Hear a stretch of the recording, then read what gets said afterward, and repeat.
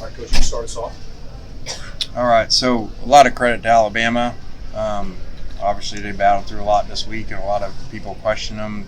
And I thought they came out, played really physical, did a great job on defense, especially in the secondary.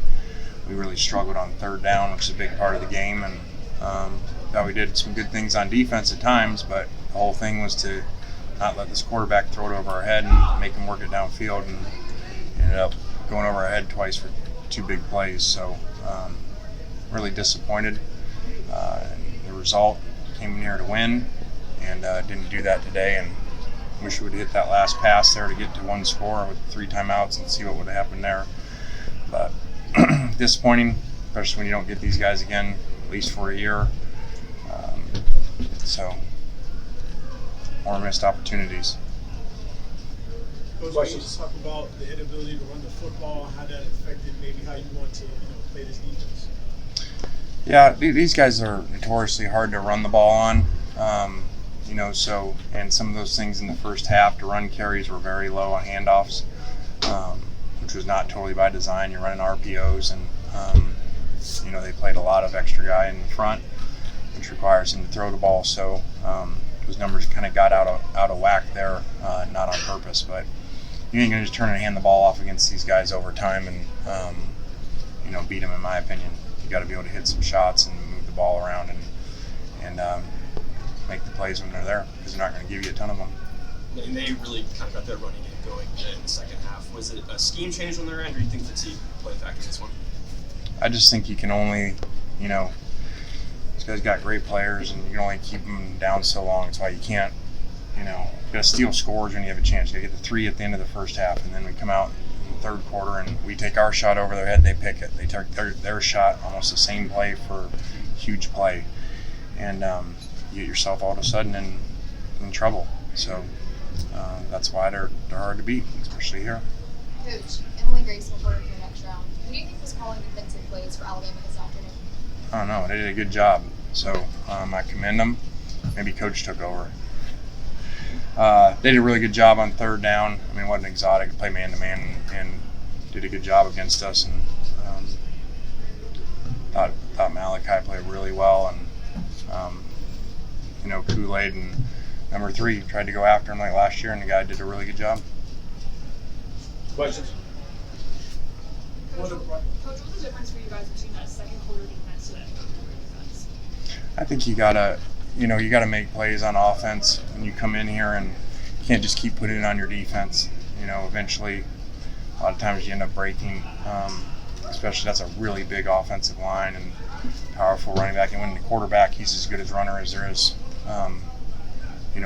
in the country at that position. So that's really challenging when we put ourselves in that spot. And we kind of had them one-dimensional in the first half. I think they were 1 yard per carry at halftime. And then we started to break down, or wear down. Can you talk about Perkins in the game yet? Can you talk about Perkins in the game yet on defense, young player, stepping up in a big-time environment? What do you think that can do for him going forward? I thought Perkins made a lot of plays today. Was hoping he would kind of like the LSU guy when we played LSU last year. He hadn't started yet, the freshman, and all of a sudden they played him against us, and the guy looked like the best player in the conference. So we were hoping he could give us that spark, because he's one of the few players we have that can catch this guy. So I thought you could see the impact right away that he made and Tennyson made in trying to spot his quarterback. Lane, you mentioned third down being a problem. What are you seeing that's causing that? Is there a common thread that you can point to? Oh, we got to coach better, come up with better things. These guys always, for years and years, being good on third down. You don't come up with things and win in man-to-man, and they got good rushers, especially at home. So we kind of fed into that, and a lot of the third downs were longer situations, which certainly doesn't help in this place. With another big game next week, how do you just get the guys to just reset after this one? I'm not there yet. I mean, this was really discouraging to come in here. I really thought this was our shot to beat these guys.